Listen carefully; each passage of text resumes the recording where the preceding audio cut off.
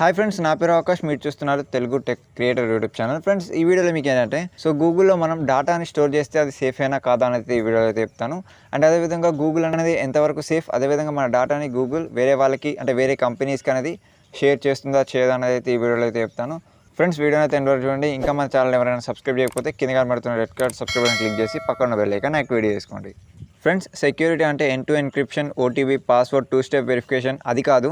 ఏంటంటే మనం డేటా ఏదైనా స్టోర్ చేయాలంటే ఖచ్చితంగా దానికి ఒక ఫిజికల్ ప్లేస్ అయితే కావాలి.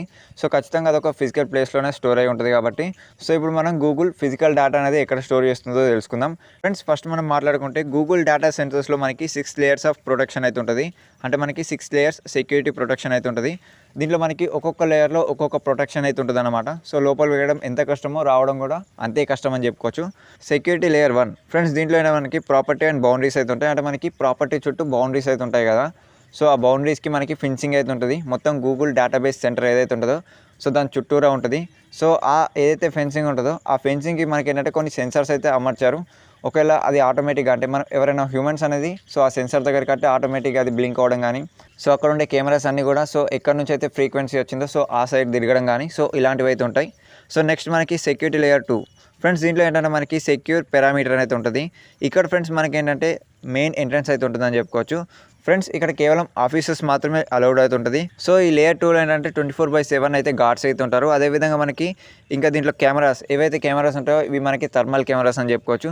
కెమెరాస్ కూడా 24/7 అయితే మానిటర్ చేస్తూ ఉంటారు. అదేవిధంగా ఇక్కడ మనకి క్రాష్ బ్యారియర్స్ అయితే ఉంటాయి. అంటే మనం ఫర్ ఎగ్జాంపుల్ ఏదైనా ఒక ట్రక్ని తీసుకొచ్చి మనం మెయిన్ ఎంట్రన్స్ని పడకూడదాం అనుకుంటే అక్కడ ఏంటంటే మనకి క్రాష్ బ్యారియర్స్ అయితే ఆపుతాయి అనమాట.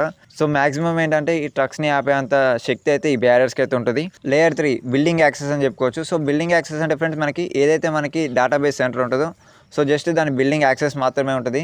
మొత్తం డేటా సెంటర్ యాక్సెస్ అయితే ఉంటుంది అనమాట.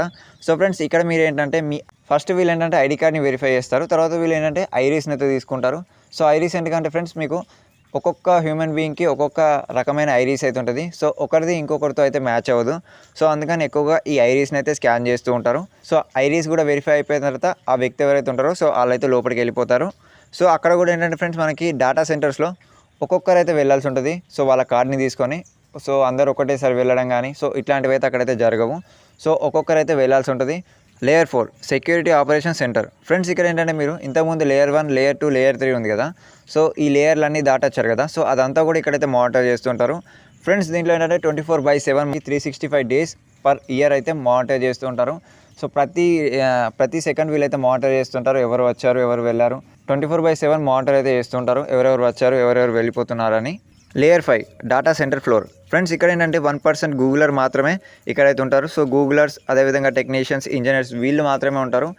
ఇంకెవరైతే ఉంటారు అది కూడా ఒక 1%, బిలో 1% అని చెప్పుకోవచ్చు.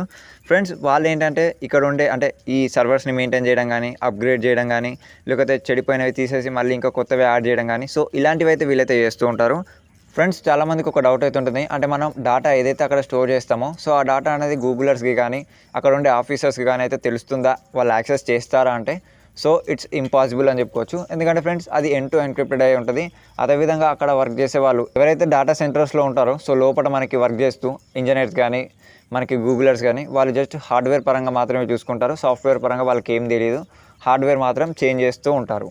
Layer number 6 erase and destroy friends, ఇక్కడ ఏంటంటే మీకు ఏవైతే చెడిపోయిన డిస్క్స్ ఉంటాయో అవన్నిటిని కూడా ఇక్కడైతే ఎరేజ్ చేస్తారు. అది కూడా నార్మల్గా కాదు, ఫస్ట్ దాన్ని ఎరేజ్ చేసేసి దాన్ని డెస్ట్రాయ్ చేసేస్తారు.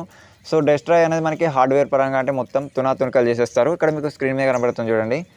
ఇలా అయితే చేస్తారు. ఎందుకంటే ఇక్కడ నుంచి వెళ్ళే డేటా ఏదైతే ఉంటుందో అది ఎవరికి కూడా మళ్ళీ దాన్ని యాక్సెస్ చేయకుండా అయితే చేస్తారు.